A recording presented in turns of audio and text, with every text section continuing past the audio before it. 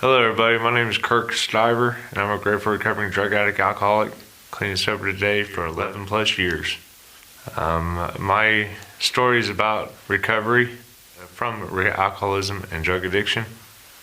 I am from the Valley View community. I grew up here from the age of 4 until I moved out, probably around 32, 33 years old, so I'm bad at math.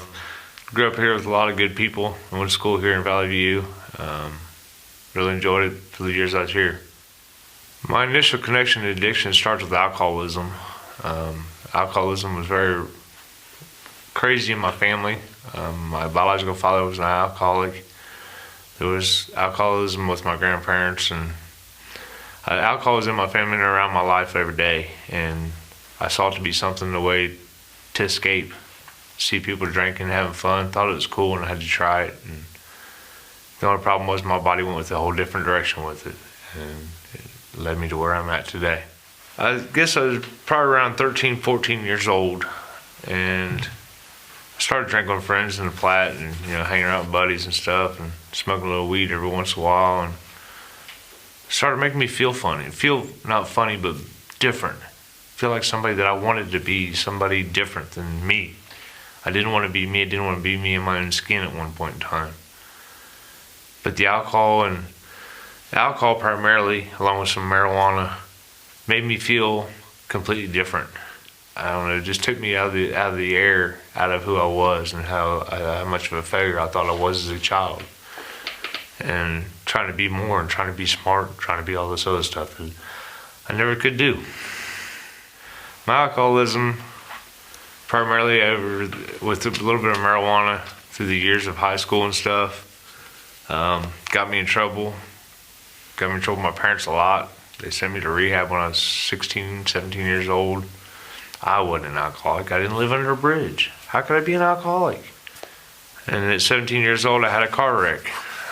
Care-Flight Ride number 1, senior year of football, after the Tri-County Valley View football game. Got care-flighted and broke 3 ribs, bruised the corner of the right side of my brain. Had to learn to walk again. I never took nothing serious. He told me don't drink. You bruised a quarter of the right side of your brain. Your head needs to heal. You need to recoup time. They don't know what they're talking about. I'm Kirk Stiver. I know what I'm talking about. Went on from there, and alcohol just continued to take my life. And I love drinking. Senior year prom, the girl that went to prom with me, she drove because I didn't have a license. Imagine that. I jumped out of the van on the way home, drunker than a monkey. Don't even remember this. We was going down the road, she doing about 50 miles an hour, and I jumped out of the van. Why? I don't know. Blackout started to be a big part of my life. Not remembering things. Then I couldn't have done it, what everybody's saying I did, if I don't remember it, right? No, that wasn't the case. That was 1990. It was the first Care-Flight Ride. The second Care-Flight Ride was 2 years and 5 days later. First one was a car wreck. Second one was an ATV accident, four-wheeler wreck on Weaver Road here in Germantown. I broke my jaw, bruised the entire left side of my brain. Had to learn to walk, talk, and think all over again. I was in a blackout state for 2.5 weeks. They had to induce me into a coma to operate on my jaw to fix it because nothing they gave me would knock me out long enough. And when I came to 2.5 weeks later, they were wheeling me from some part of the hospital in Miami Valley to the rehabilitation ward where I'd learn to walk and do all this stuff again. And I looked at the nurse and said, "Damn, what did I do this morning?" She goes, "This morning? What was that for?" She goes, "That was 2.5 weeks ago." Did it click? Nah. I did my time in the hospital, learned to walk again, learned to talk again. Some people say I can't talk, but that's another story. Didn't think nothing of it. I bruised the whole entire left side of my brain. At this point in time, 3/4 of my brain done. Could be gone. I'm supposed to be dead. Yeah, whatever. I went back to drinking as soon as I got out of the hospital. Got in trouble for public intox in '93 in January. I decided it's time to do something because I'm getting too stupid with the alcohol. I was sober from January 31st, 1993 until the beginning of June '94. 17 months of sobriety, picked up a drink. Less than a month later, had my second DUI. Sorry, I forgot. I had my first DUI at college. Up at ATI at Worcester. DUI 94, 2 DUIs 95, 1 reduced. DUI 96, DUI 97. I think I might have some years mixed up. DUI 99. I became a felony DUI. I got blessed with a good attorney. I did 60 days at Dayton Workhouse. I thought it was a blessing. But I got out and was drunk that night and back in jail that night for public intox. Pretty smart guy. Got out of that one. Got through parole on that one. Doing good. Grandmother dies Mother's Day 2001. My sister comes to town. I go take her back to her car on the other side of Indiana. Well, I decided to start drinking beer. Take her, drop her off, come back from the other side of Indiana. Don't remember half the trip. I had a friend with me, and I don't remember half the trip. Got DUI that night. Did second felony DUI. Went to court, ended up doing 6 months. 414-958. My first prison number for a second felony DUI. 6 months away from my family and everything. Did not kick me in the butt. Didn't do nothing to me, I guess. Because I got out of prison, and within 90 days, I was back drinking again. Thought I was doing great now, though. Made it drinking, driving, whatever. No driver's license, imagine that. Got my license back in, I believe it was November of 04. February 21st, 2005. Lord willing, I had got my last DUI. 496544, that's my second prison number. I did a year on it.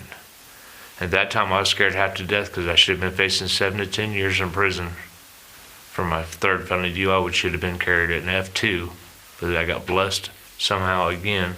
I left an F4. I'm not a very smart man. I've done a lot of bad things, done a lot of stupid things. But what I have today is 11 plus years of sobriety and cleanliness. I had a lot of drugs and through the alcohol with cocaine and pills and marijuana, but today life is great. You know, I used to go to work for a company and they'd be like, yeah, well, you're not gonna last long. Today, I don't have to make calls to companies. They call me. I'm a union iron worker today and I'm wanted on a job site. I have a valid driver's license today after 10 years of suspension with my last DUI. I have a beautiful wife today that I love and adore. We have a house. 43 years old to buy a house, smart guy. If I could do it all over again, would I change any of it? It's probably not a good thing to say, but no, I wouldn't. Because I needed all that to make me who I am today. I don't want anybody else to ever do what I've done and go through the crap that I've been through and feel the pain that I felt and let their people, their parents, their kids, their wives, the community feel the pain of, why does somebody gotta be so stupid to do all this crap and cause so much hassle? It sucks. There's no fun in it.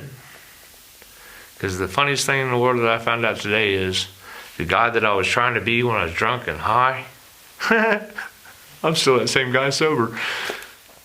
I can be the cut up, carefree, crazy guy. Just as simple as all that stuff. I wouldn't trade my past for nothing, and I wouldn't trade my sobriety for nothing. Something that is, even though we're taught in the program of Alcoholics Anonymous and Narcotics Anonymous that we're not supposed to do it for anybody else but ourselves. I am doing what I do with the program for myself, but I also take in consideration who it affects if I don't do what I'm doing today. My kids, my wife, my parents, everybody around me that cares. The friends that have come back into my life because I quit drinking and drugging. The friends that I had drinking with that are grateful that I don't drink no more because they don't have to pick me up off the floor anymore.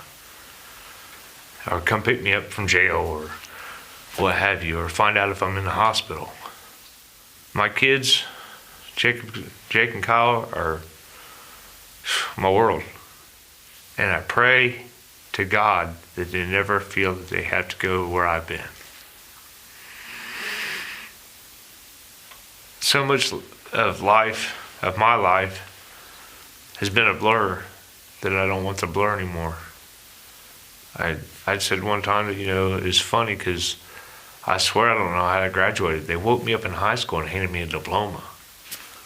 Am I proud of that? No. Am I proud of 7 DUIs? No. Am I proud of 2 prison numbers? No.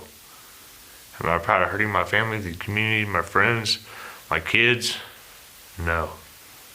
If I could change it all, would I?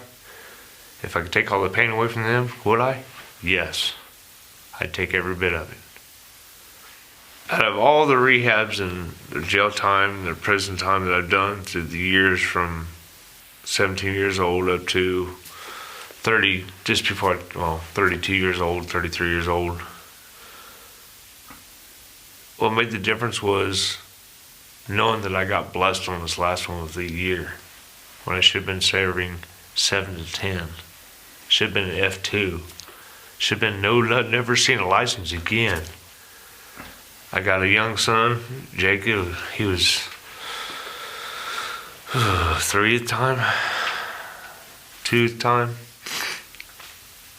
Am I ever going to get to see him grow up? I had another son on the way because before I went to prison, she got pregnant.